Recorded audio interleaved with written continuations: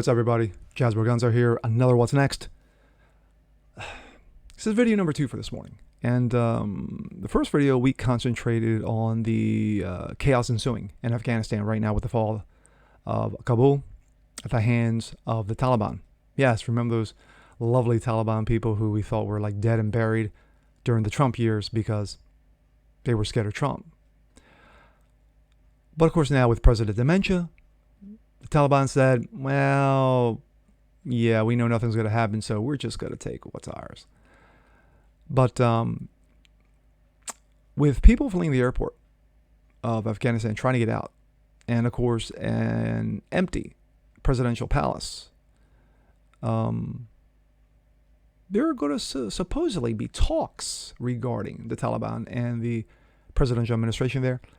And yeah, I don't see anything coming of it.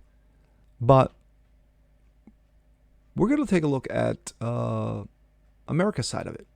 Was this America's doing? Are we at fault because of it? Let's take a look. This comes out of PJ Media, a Made in America disaster. Below, I reprint a grim prediction of Islamic success published nearly 20 years ago in the Asian Times. I have a little to add to what I wrote in 2001.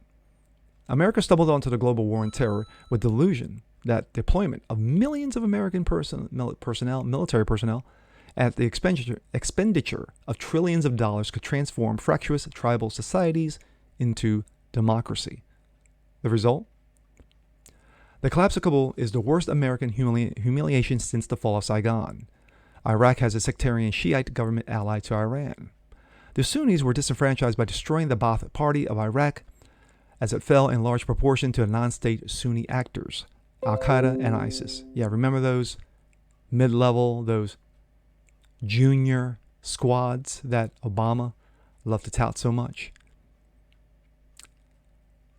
Our attempt to co-opt the Sunni jihadists through General Petraeus' Sunni awakening of 2009 and the CIA's support for the Sunni opposition to Syria's Assad government created an intractable, well-trained global jihadic movement, General Michael Flynn warned in 2012. Our blundering in Syria drew the Russians in, who have returned to the Middle East as a key player, now joined by the Chi-Coms.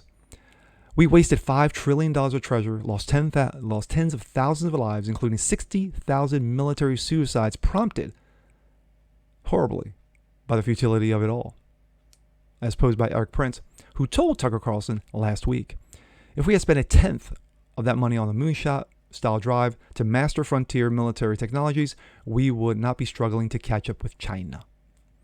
Donald Trump had the right idea. Work with the Russians to stabilize Syria and get our people out. The foreign policy establishment tried to oust him for allegedly having collusion with Russia. And now all they can do is turn tail and flee, leaving the Afghanis to the butchery of the Taliban. America had so much power 30 years ago after the collapse of the Soviet Union that no power in the world could take that away. We dumbed it away. In one generation, we have gone from unprecedented strategic triumph to abject humiliation. We did this to ourselves. There is no one else to blame. It's time for a long, hard look at our foreign policy establishment and a big broom to clear it out. My thoughts. That is as good as it gets, folks, regarding our history of the last 20 years, last 30 years in this article. And agreed. In total agreement, including Orange Man Bad, his assessment regarding how to put forth a strong foreign policy, or should I say a stronger foreign policy. But now when you have a dimension-riddled old man as president, who doesn't know what color socks he has on, who doesn't even know if it's raining outside, even if he's looking out the window, this is a huge, massive problem. And in my opinion, sadly, I say sadly, that this administration has no way of getting us out. Well, you did get us out. You pulled our troops out, even though I said in my last video that I think there was a rotating contingency regarding American troops over the last 20 years in Afghanistan. But I agree with the get in there, make the establishment regarding the technologies, and then get out. But we didn't do that. We brought this on ourselves, sadly. And as much as I love this country, our history, our foundation, our Judeo-Christian foundation, when it comes to the politicians over the last 30 years, and watching this since the days of Reagan regarding our foreign policy, outside of him and outside of Donald Trump,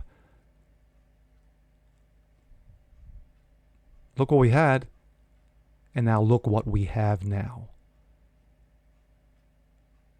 More to come, folks. Sadly, there's more to come.